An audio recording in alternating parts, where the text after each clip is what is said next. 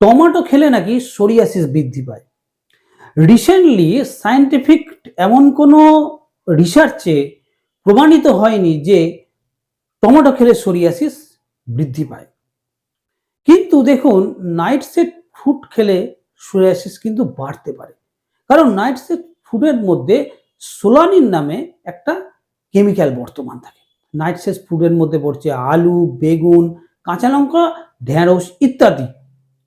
সুতরাং টমেটোর প্রতি কিন্তু সমস্ত রকম সোরিয়াসিস পেশেন্ট সেনসিটিভ নয়।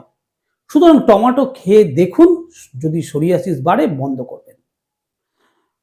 টমেটোর মধ্যে অনেক হেলদি প্রপার্টি বর্তমান। স্কিনের জন্য ভালো, আইসাইটের জন্য ভালো, হার্টের জন্য ভালো। সুতরাং টমেটো খেলেই যে সোরিয়াসিস বাড়বে এর কিন্তু কোনো প্রমাণ নেই। খেয়ে দেখুন বাড়ে কিনা, তবেই বন্ধ করবেন।